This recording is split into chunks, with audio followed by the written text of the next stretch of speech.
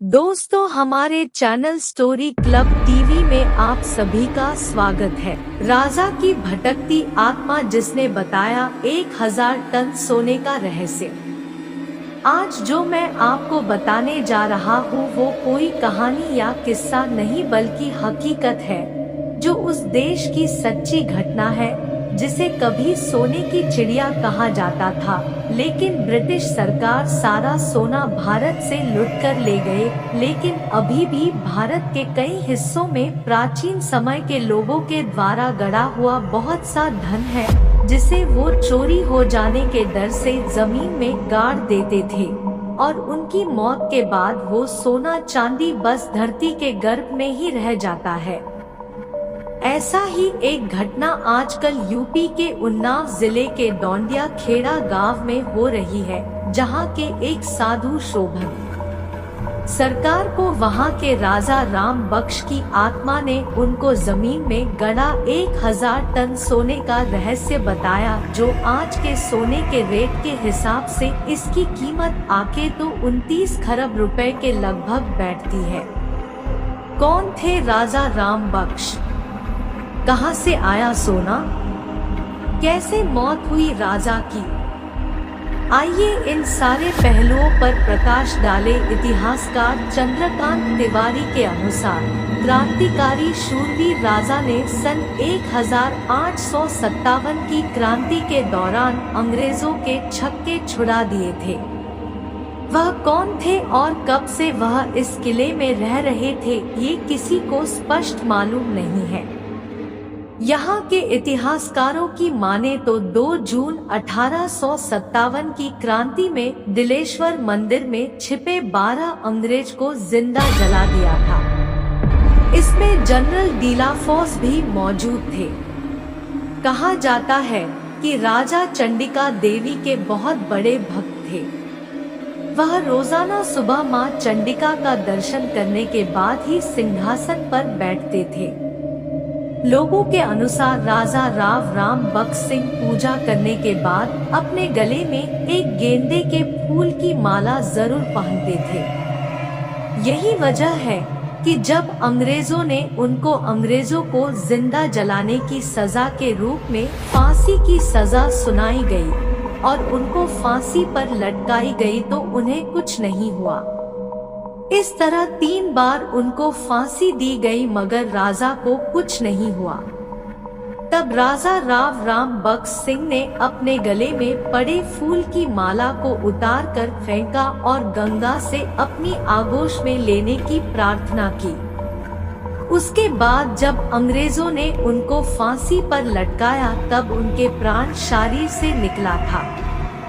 डोंडिया खेड़ा के बुजुर्गों का कहना है कि यह खजाना बड़ा तिलिस्मी है।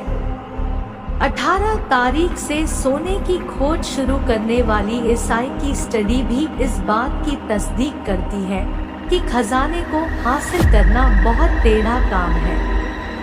अध्ययन के अनुसार डोंडिया खेड़ा के प्रतापी राजा राम बख्श के जिस किले में सोने का खजाना दबा होने की बात कही है, उस किले को तिलक चंडी राजपूत ने 17वीं शताब्दी के दौरान बनाया था।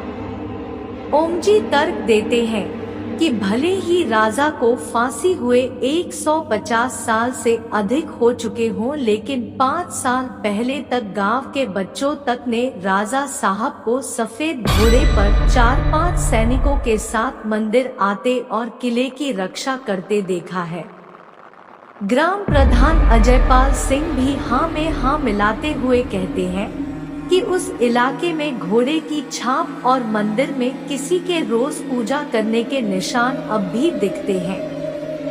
हालांकि ख्वाबों के खजानों का यह दावा अब भी विशेषज्ञों को हैरत में डाले हैं। ऐसा माना जाता है कि ताल्लुकदार ने पहले खजाना दबाया और फिर किले का निर्माण किया। कुछ लोगों का यह भी कहना है कि अंग्रेजों के खिलाफ लड़ने वाली कई रियासतों के राजाओं ने राजा राम बख्श के किले को सुरक्षित मानते हुए अपना खजाना वहां पर दबाव दिया था। एसआई व भूगर्भ वैज्ञानिकों की जांच के मुताबिक किले में 15 फुट नीचे खजाना मिलने की संभावना जताई जा रही है। इसमें दबे सोने की कीमत करीब 3 लाख करोड़ रुपए बताई जा रही है। स्वामी ओम के मुताबिक राजा राव बख्श सिंह सपने में नहीं आए थे, बल्कि साक्षात प्रकट हुए थे। तभी उन्होंने सरकार से सोना निकलवाने की बात कही थी। मरा हुआ राजा घोड़े पर घूमता था। ओम स्वामी के अनुसार दिवंगत राजा राव बख्श 5 साल पहले तक इस इलाके में घोड़े पर सवार होकर घूमा करते थे। वे किले के आसपास घूमा करते थे। उन्हें इस इलाके के कई लोगों ने देखा है। स्वामी के मुताबिक गांव डोलिया खेड़ा का बच्चा आपको इसके बारे में बताएगा। गांव के ही एक और बुजुर्ग आदमी सीताराम ने बताया कि जब उनकी उम्र 10 साल की थी, तब एक बार सरकार ने यहाँ खुदाई करवाना चाहा था।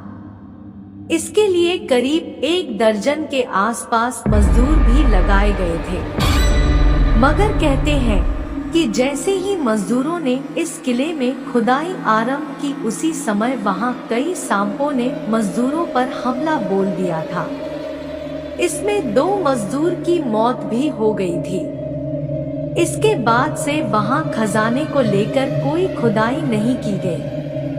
पुरातत्व विभाग की टीम ने 12 अक्टूबर से कैंप लगाकर सफाई का काम शुरू कर दिया है। 18 अक्टूबर से स्वर्ण भंडार की खुदाई का काम शुरू हो गया है। उन्नाव के पूर्वा क्षेत्र के एक ही परिवार के 4 लोग राजा के वारिस होने की बात कह रहे हैं। उन्होंने प्रशासन से स्वर्ण भंडार में अपना हक लेने की बात कही है। साथ ही राजा के किले में कुछ जमीन पर अपना घर बनवाने की बात कही है।